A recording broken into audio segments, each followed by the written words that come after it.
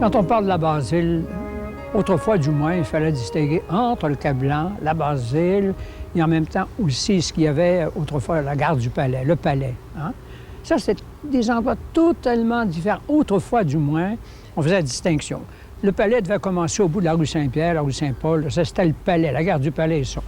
Le Cap-Blanc commençait ici, hein, au bout de la rue Champlain, ici, là. Après, justement, le transcontinental, ce qu'on appelle transcontinental.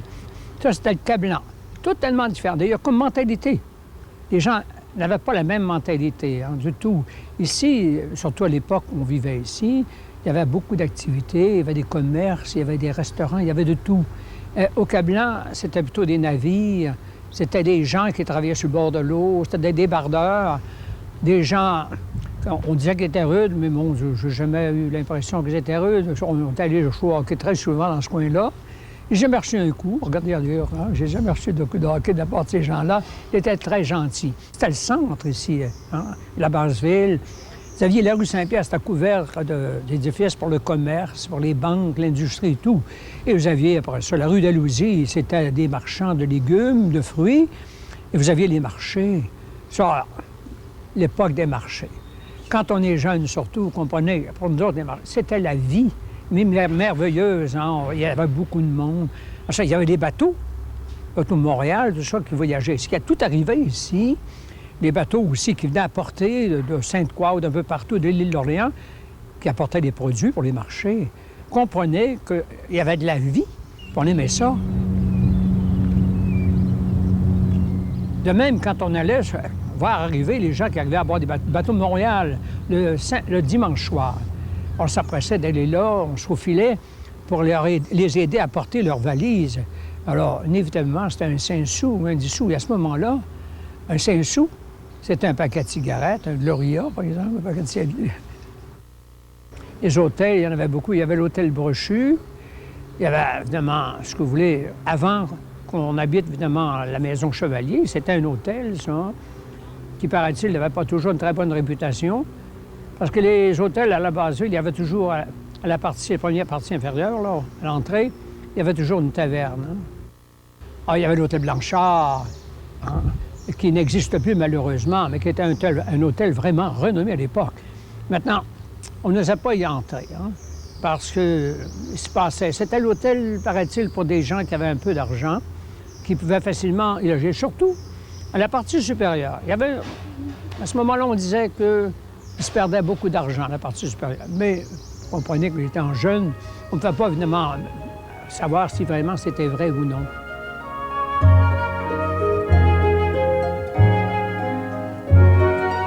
Le marché Finlay se trouve à l'endroit aujourd'hui là, où se trouve le monument de la France. Là. Ça, c'était le marché Finlay. L'ensemble n'a pas tellement changé, l'environnement, là. Hein?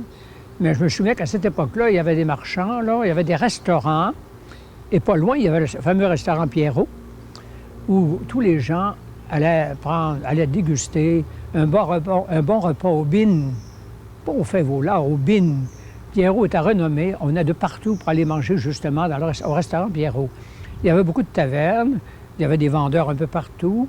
Le marché Champlain était plutôt du côté où se trouve aujourd'hui la Traverse, faire sur la Traverse. Hein? Ça, c'est le marché Champlain. Mais j'ai jamais vu un marché vraiment complet comme celui d'un marché Finlay. C'est surtout là, à mon avis, il me semble, où il y avait le plus d'activités, où il y avait plus de commerçants. Ça venait d'un peu partout. Le marché de Pâques, tout était décoré. Les chevaux étaient décorés de fleurs de papier. Les voitures étaient décorées de fleurs de papier.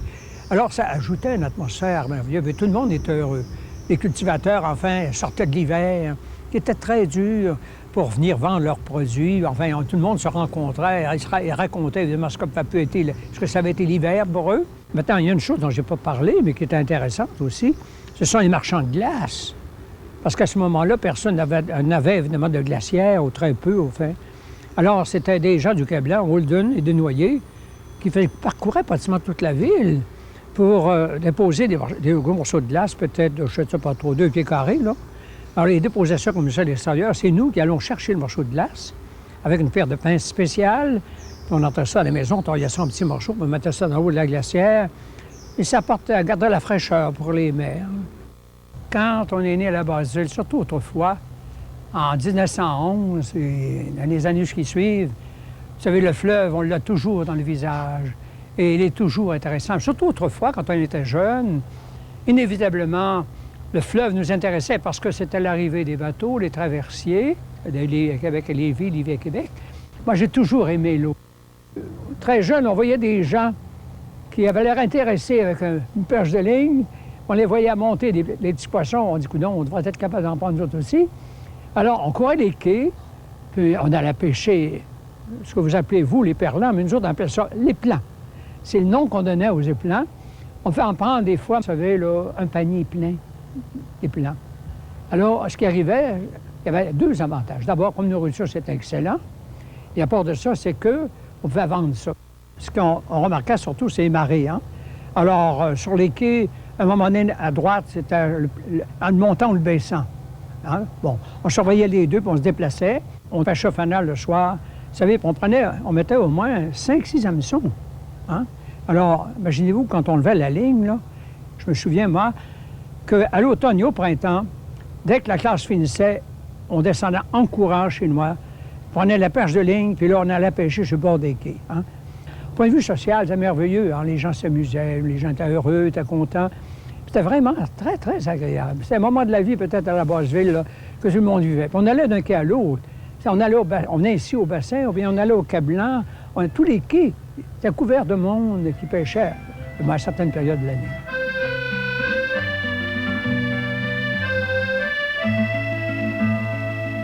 Moi, j'ai connu le pont de glace. Mais comme je suis un peu peureux, j'ai pas l'air brave, je ne suis pas brave du tout, je suis un peu peureux. J'ai jamais essayé de traverser, mais j'ai vu des gens risquer. Puis il y en a qui les voyaient partir, ils ont dit, eux autres, là, j'espère qu'ils vont se rendre, parce que ça peut aussi bien casser, hein, pour nous autres, là, c'est pas solide. Hein.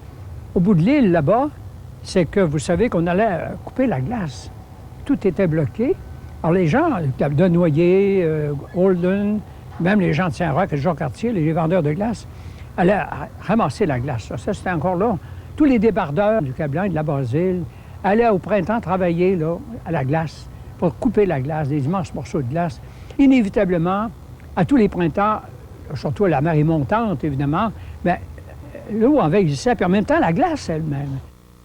Je me souviens très bien m'être promené en chaloupe qui transportait les pilotes, là, à travers les morceaux de glace. Hein. C'était vraiment un défi à ce moment-là, mais je n'étais pas seul, évidemment. On avait plusieurs jeunes qui étaient dans la chaloupe à ce moment-là. Puis à part de ça, c'est que si vous étiez venu avec moi descendre dans la cave chez mon grand-père, j'aurais vu des hordes de rats. Hein? Parce que les rats, comprenez, il y en avait en quantité sur le bord des quais. Alors au printemps, ils essayaient de fuir l'eau. Je peux vous raconter ma première cigarette. D'abord, je l'ai organisée, préparée en cachette. Et surtout, on l'a fumée en cachette. Je n'étais pas seul. Alors, la première cigarette, c'est pas du beau papier comme ça, ni du beau tabac comme ça. C'est du foin de blé d'Inde puis du papier de toilette. Alors, on s'était fait la première cigarette, il s'agissait de la rouler. Puis là, un peu de colle, hein? On appelait d'un nom particulier, mais ça tenait très bien. Puis là, évidemment, la cigarette était prête, on l'allumait et on fumait en cachette. Il ne faut pas que mon père voie, évidemment, la cigarette, ni ma mère et personne. Alors, hein? On jouait aussi à la balle, tout près de la petite église Notre-Dame-des-Victoires, dans la petite ruelle qu'il y avait là. Quand on est jeune, on joue à la balle, on joue vraiment.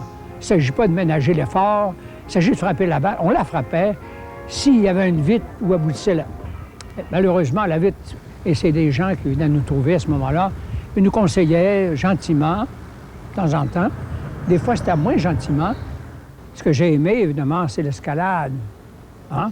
Parce que ça, il fallait à ce moment-là, quand on était jeune, qu'on vivait à la Basse-Ville ici, si on ne voulait pas passer pour un peu heureux, il fallait avoir au moins une fois, avoir escaladé ici le Cap. Et on le faisait. Il y avait un chemin par où on passait, on montait, puis alors on pouvait se promener là, au bas de la terrasse en haut, puis on faisait toute la terrasse. On redescendait, puis après ça, on remontait à la côte de la montagne, on faisait la même chose.